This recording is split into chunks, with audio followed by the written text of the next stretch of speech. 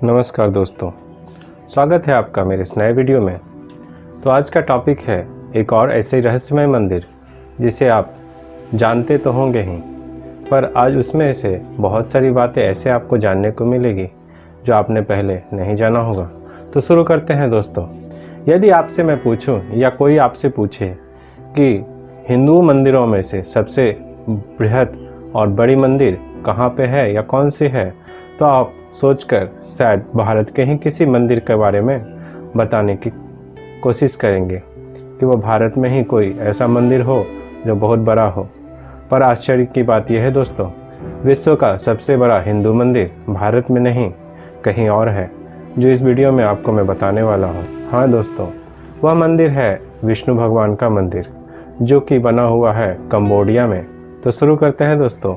अगर आपने मेरे वीडियो को नहीं देखा है और पहली बार देख रहे हैं तो मेरे चैनल को सब्सक्राइब जरूर कर लीजिएगा। अगर वीडियो अच्छी लगे तो लाइक और शेयर जरूर कर दीजिएगा। जी हाँ दोस्तों, आज आप जिसे जानते हैं वह है कंबोडिया। जी हाँ दोस्तों, कंबोडिया में विशेषकर हिंदू धर्म और बौद्ध धर्म को माना जाता है।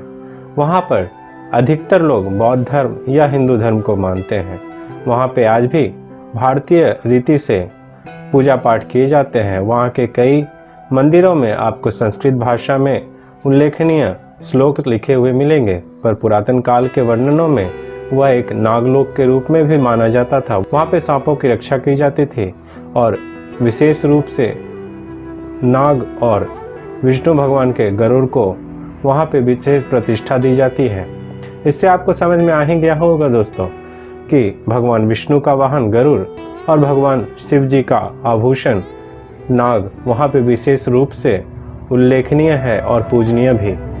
तो दोस्तों शुरू करते हैं आज वहीं के सबसे विस्तृत और सबसे बड़े और विश्व धरोहर में जिसने यूनेस्को में अपना नाम शामिल किया हुआ है और विश्व धरोहरों में से 7वें स्थान पे आती है। उस मंदिर का नाम है अंकोर वाट मंदिर। जी हाँ दोस्तों, अंकोर वाट नाम से तो आपको पता ही चल गया होगा मैं किस मंदिर के बारे में बता रहा हूँ। अंकोर वाट मंदिर, सोचिए दोस्तों, उस युद्ध पोत के बराबर 16 युद्ध पोतों के बराबर भूमि पर यह मंदिर बना हुआ है। इस मंदिर की ऊंचाई इतनी ज़्यादा है कि लोग आश्चर्य में पड़ जाते हैं कि वह कैसे बनाया गया होगा। दोस्तों आज की फुल डिटेल में आपको मैं इसके बारे में बताऊंगा। साथ ही यह भी बताना चाहूँगा कि इसमें इतनी सारी जानकारियां हैं कि मैं एक वीडियो में सम्मिलित नहीं कर पाऊंगा, इसलिए मैं इसके 3 भाग बनाने वाला हूं, जिसमें से प्रथम भाग आप आज देख रहे हैं। प्रथम भाग में मैं इस मंदिर के विषय में जो भी जानकारी अवेलेबल है कि इस मंदिर की बनावट कैसी है, इस मंदिर में कैसी कैसी कलाकृतियाँ बनी हुई हैं और विशेष रूप से इस मंदिर को कहाँ स्थापित किया गया है, आपको ठीक ढंग से इसकी पूरी जानकारी दूंगा। नेक्स्ट एपिसोड में जो इसका भाग 2 होगा उसमें इस मंदिर को बनवाने का और इस साम्राज्य को विकसित करने का पूरा विवरण होगा और थर्ड पार्ट में आपको इस मंदिर और इस साम्राज्य का विनाश और कैसे इसे भुला दिया गया इसके बारे में पूरी विवरण दी जाएगी। तो दोस्तों हर एक पार्ट को आप अगर ध्यान से देखेंगे तो आपको कंबोडिया और इस मंदिर के बारे में बहुत सारी जानकारियाँ मिल जाएंगी कि इस मंदिर को बनाने का उद्देश्य क्या था और इस मंदिर को किस तरह बनाया गया। तो शुरू करते हैं दोस्तों। आप देख रहे हैं मेरा चैनल द संतोषी शरण चैनल। इस चैनल को आप जल्दी से सब्सक्राइब कर लीजिए ताकि मेरे सारे पुराने और नए आने वाले एपिसोड या पार्ट्स आपको सबसे पहले देखने को मिल सके। कंबोडिया का पुरातन काल नाम जो कंबोज राज्य था, जिसे हम आज कंबोडिया के नाम से जानते हैं। कंबोज देश की स्थापना लगभग 9वीं सदी में हुई थी। यह राज्य बहुत ही समृद्धशाली राज्य माना जाता था, लेकिन एक दिक्कत थी दोस्तों। यह राज्य ऐसा था जहां पर 2 ही मौसम पाए जाते थे, एक मौसम बरसात का और दूसरा सूखे का मतलब गर्मी का। यहाँ पर राज्य बसाने के लिए उन्हें कितनी चुनौतियों का सामना करना पड़ा होगा, फिर भी उन्होंने जो राज्य बसाया उसे कंबोज देश के नाम से लोग जानते थे और उनकी राजधानी का नाम था यशोधरापुरम। जी हाँ दोस्तों, यशोधरापुरम एक समृद्धशाली राज्य की राजधानी थी जहाँ पे लोग बड़ी खुशहाली से रहते थे। वहाँ के लोग इतने ही मेहनती थे, जंगलों को साफ करके वहाँ पर खेती किया करते थे। वहाँ पर अधिक मात्रा में चावल की खेती की जाती थी और पानी का स्रोत होने की वजह से वहाँ मछलियाँ बहुत अधिक मात्रा में पाई जाती थी, जिससे उनके व्यापारिक रूप से भी बहुत समृद्धि होती थी और खान पान के रूप से भी वहाँ पे बहुत समृद्धशाली वह राज्य था। यह राज्य समृद्धशाली होने के कारण यहाँ के शासक भी थे। यहाँ के शासक बड़े ही कर्मठ थे और वो बड़े ही तरतीब से इस राज्य को बनाते थे और चलाते थे। इस राज्य को बनाने का कारण मुख्य रूप से यहाँ की नदी है। यहाँ की नदी से हमेशा जल बहता रहता है, पर यहाँ पर एक समस्या थी दोस्तों। बारिश के दिनों में अधिक ऊंचे भूमि को बनाकर किया गया, जिससे पानी साइडों में रह सके। इसके लिए दो बड़े बड़े यहाँ पर जलाशय या झील बनाए गए, जो कि आप सैटेलाइट से बाद में भी देख सकते हैं। उन झीलों में पानी इकट्ठा होता था और बाकी जगह सूखा रहता था, जिस पर खेती की जाती थी। राज्य समृद्धशाली होने का कारण और भी था दोस्तों। यहाँ पर विशेष रूप से एक जाति पाई जाती थी जिसका नाम था समराय। जी हाँ दोस्तों, समुराय नहीं, समराय। समराय बहुत ही मेहनती थे और वो राष्ट्रभक्त भी माने जाते थे। राजा के आदेश पर वह मर मिटने को और बहुत ही अधिक मेहनत करने को हर समय तैयार रहते थे, जिनकी सहायता से यह राज्य बड़ी ही अच्छी तरीके से चलाई जाती थी। बाद में आगे चलकर 12वीं शताब्दी में यहाँ पर सूर्यवर्मन द्वितीय ने इस राज्य की बागडोर संभाली। इस राज्य की बागडोर संभालने के बाद उन्होंने बहुत से ऐसे काम करवाए जिससे यह और उन्नतिशील राज्य बन सके, जिसके लिए सर्वप्रथम उन्होंने अपने सैनिकों और अपने कारीगरों से यहाँ एक बहुत ही बड़ी संरचना का प्रारूप अपने कारीगरों को बताया और वहाँ के मंत्रियों ने और वहाँ के महान कारीगरों ने ऐसा डिजाइन बताया जो बहुत ही अविस्मरणीय होने वाला था। साथ ही यह भी ध्यान रखने योग्य बात है दोस्तों कि वहाँ पे कारीगरों में ऐसे लोग थे जो कि बहुत ही अच्छे खगोल शास्त्री भी थे और ग्रह नक्षत्रों का और समय का अच्छा खासा ज्ञान रखते थे। उन्होंने इस रूप से उस डिजाइन्स को मंदिरों को बनवाया कि वहाँ पर सूर्य एक निश्चित समय पर एक निश्चित जगह पे मौजूद होती है, जिससे मंदिरों के ठीक ऊपर वह सूर्य एक समय पर मौजूद होती है, जिससे मंदिर के अंदर उसकी सीधी रोशनी पड़ सके। अंकोरथोम नाम की राजधानी का निर्माण करवाया था। बाद में अंकोर वाट मंदिर को बनाने के लिए उन्होंने सर्वप्रथम यहाँ जलाशयों का एक ऐसा जाल बिछाया, हर जगह तक पानी आसानी से और बढ़िया व्यवस्था के साथ पहुँच सके। साथ ही जलाशयों का ऐसा सिस्टम बनाया कि वहाँ पर बाढ़ कम से कम आए और राजधानी सुरक्षित रहे और खेती बाड़ी भी बहुत अच्छे तरीके से हो सके। साथ ही व्यापारिक गतिविधियों के लिए ही यहाँ के नदियों का जल विशेष रूप से घुमाकर इस तरह से लाया जाता था, जिसमें नावें बहुत अच्छी तरीके से किसी सामान को ढोकर यातायात की व्यवस्था अच्छी बनाई जा सके। तो सोचिए दोस्तों, यह इतना अच्छा ढंग का राज्य किस तरह बना होगा। उस समय के लाखों कारीगर इतने निपुण कारीगर थे, इतनी बड़ी मंदिर को बनाने में बहुत ही महारत हासिल रखते थे। यहाँ के एक एक पिलर्स और यहाँ के मंदिर की जो संरचनाएं हैं, जब ध्यान से देखेंगे तो उनमें ऐसा आपको प्रतीत हो जाएगा, काउंटिंग करके पिलर्स को सजाते हैं या बनाते हैं।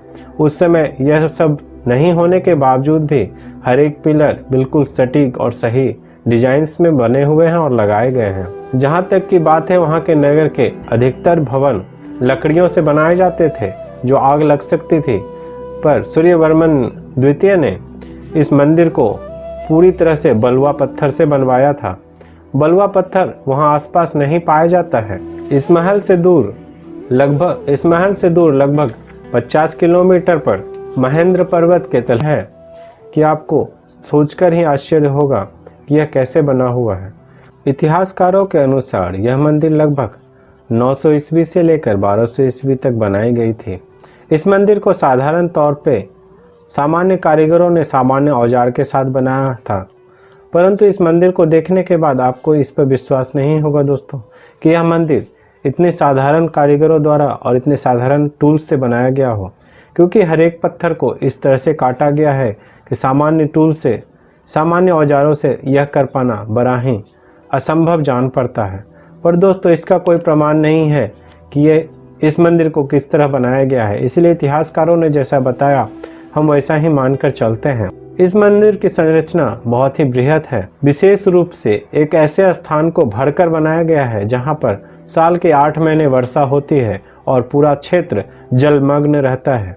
इसलिए यहाँ के कारीगरों ने इस प्रकार से इस मंदिर को बनाया कि पहले ऊपर की मिट्टी से लेकर नीचे कई फीट गहरे तक मिट्टी को खोदा गया है। बाद में उसमें पत्थर भरे गए हैं जो कि इसके मोट का काम करता है, जिस पे इसका सारा वजन स्थिर रह सके। उसे इस तरह से जोड़ा गया है दोस्तों कि वह आपस में गुथे रहें, अलग ना हो, पानी के झटकों से वह अस्त व्यस्त ना हो। इस तरह से इसको जोड़ा गया है। साथ ही हर एक पत्थर में आपस में ज्वाइंट करने के लिए होल्स बने हुए हैं। उस होल्स के द्वारा इन पत्थरों को आपस में ज्वाइंट किया गया है, जिससे यह आपस में बंधे रहते हैं। नीचे कई फीट गहरे होने के बावजूद ऊपर इतना ऊंचा उठाया गया है। मिलियन टन पत्थर लगे होंगे दोस्तों, क्योंकि आसपास कोई पठारी भूमि नहीं है। लगभग 50 किलोमीटर दूर महेंद्र पर्वत है, वहां से इन पत्थरों को लाया गया है। मिलियन टन पत्थर लगाए गए यहाँ पे हैं। सूर्यवर्मन द्वितीय ने इस मंदिर का निर्माण करवाया था, संपूर्ण नहीं कर पाए। बाद में उनके भांजे धनेंद्र वर्मन ने इस मंदिर का निर्माण पूरा करवाया। यह मंदिर लगभग 400 एकड़ में बनी हुई है। इसके पश्चिम में एक जल को पार करने के लिए पुल बना हुआ है, जिसके द्वारा लोग इस मंदिर में आते हैं। मंदिर का प्रविष्ट द्वार लगभग 1000 मीटर चौड़ा है, जिससे होकर आप मंदिर में प्रवेश कर सकते हैं। यहाँ की सीढ़ियाँ लगभग 57 डिग्री पर उठी हुई है और इतनी बड़ी हैं कि आप आसानी से चढ़ पाएंगे, लेकिन थोड़ी मेहनत भी लगेगी, क्योंकि हर एक स्टेप लगभग 2 फीट ऊंची है। आप दोस्तों इससे अनुमान लगाइए कि यह कितना ऊंचा शिखर मंदिर बना हुआ है। यह मंदिर भगवान विष्णु को समर्पित है। यहाँ के लगभग मंदिर शिव मंदिर हैं, पर यह विशेष रूप से विष्णु भगवान का मंदिर है। इसके पीछे एक बहुत बड़ा कारण है। उन्होंने इस मंदिर को विष्णु भगवान को अर्पित किया है। यहाँ के मुख्य मंदिर में विष्णु भगवान की 6 हाथों वाली 6 हैंड्स स्टैचू बनाई गई है, जो कि यह दर्शाती है कि यह विष्णु मंदिर है, जबकि यहाँ पर अधिकतर शिव मंदिर बनाए गए हैं। क्योंकि कहा जाता समुद्र मंथन का चित्रांकन किया हुआ है, महाभारत का चित्रांकन किया हुआ है, रामायण का चित्रांकन किया हुआ है, जो आप साफ यहाँ पर बने हुए देख सकते हैं। साथ ही राजा द्वारा अपने समृद्धशाली राज्य के बारे में भी यहाँ चित्रांकन में बताया गया है, जिसमें आप देख सकते हैं कि राजा कितने वैभवशाली राज्य में रहते थे और इनके अनुयायी घुटनों के बल बैठकर इनकी प्रतिष्ठा बढ़ाते थे। जो सबसे बृहत रूप से गलत काम किए जाने वाले मुजरिम हुआ करते थे, उन्हें नगर से बाहर अपराधियों को बांधकर रखा जाता था, जिससे उनकी कुछ दिनों में मृत्यु हो जाए। कुछ दंड विधान में ऐसा था जिसमें हाथ और पैर काटकर मुजरिम को छोड़ दिया जाता था। ऐसा हम कह सकते हैं कि इन सभी घटनाओं का चित्रण जो किया हुआ है, इससे हमें पता चलता है कि यहाँ का दंड विधान बहुत ही कड़ा था, बहुत ही शासन प्रणाली कठिन थी, जिससे लोग यहाँ पे बड़े ही अनुशासन के साथ रहते थे। आश्चर्य होती है दोस्तों कि इतना समृद्धशाली नगर होने के बाद भी यह लुप्त कैसे हो गया, समय के साथ इसका विनाश कैसे हो गया। यहाँ के मंदिरों में संस्कृत भाषा में भी कई आलेख मिले हैं, जिसमें से एक आलेख में यह भी लिखा हुआ है कि इस मंदिर को परम विष्णु लोका के रूप में भी बनाया गया है। परम विष्णु लोक मतलब विष्णु भगवान का लोक, जहाँ पे विष्णु भगवान विराजते हैं। ऐसा बताया गया है कि यह परम विष्णु लोक के रूप में बनाया गया है। सियामी लोगों का हमला हुआ तो यहाँ के शहरों का, यहाँ के नगरों को लूटपाट करके पूरा लगभग समाप्त जैसा कर दिया था। लूटने के बाद वह भी ज़्यादा दिन यहाँ नहीं रहे, यहाँ से चले गए। बाद में खमेर राजवंश ने चोलों की सहायता से यहाँ पर फिर से आधिपत्य जमा लिया और कोरथोम को फिर से शहर के रूप में व्यवस्थित करने में बहुत समय लग गया। सूर्यवर्मन 7 ने जो एक बौद्ध धर्म को मानने लगे थे, उन्होंने इतना ध्यान नहीं दिया और उस समय उनके पास वैसे लोग भी नहीं बचे थे जो कि इतने जटिल जल संरचनाओं को संभाल सके और इसकी देखभाल कर सके। नतीजा यह निकला कि जगह जगह जल मार्ग जाम पड़ गए और यहाँ पे बाढ़ की स्थिति आ गई। धीरे धीरे यहाँ पर शासन करना बहुत ही मुश्किल हो गया, क्योंकि लोगों के पास खाने के लिए अनाज नहीं बच पा रहा था। बाढ़ की स्थिति आने की वजह से यहाँ से लोग धीरे धीरे पलायन कर गए। जहाँ पर आज राजधानी है वहाँ पर जाके उस समय खमेर राजवंशों ने अपना आधिपत्य जमाया और नई राजधानी का निर्माण किया। कंबोडिया के शासकों द्वारा फिर से इसे रिस्टोर किया गया और लोगों के लिए प्रस्तुत किया गया, जिसे आज हम लोग जानते किस प्रकार एक राजवंश का शासन काल में यह हिंदू मंदिर, जिसे आज आप अंकोर वाट मंदिर के नाम से जानते हैं। तो दोस्तों, इसी प्रकार के वीडियो देखने के लिए आप मेरे चैनल को सब्सक्राइब जरूर से कर लीजिएगा और बेल आइकॉन में ऑल को क्लिक कर दीजिएगा, जिससे आने वाली वीडियोस के नोटिफिकेशन सबसे पहले आपको मिल सके। अगर वीडियो अच्छी लगी हो तो लाइक, शेयर और कमेंट जरूर कर दीजिएगा। तो मिलते हैं अगले वीडियो में, तब तक के लिए धन्यवाद दोस्तों।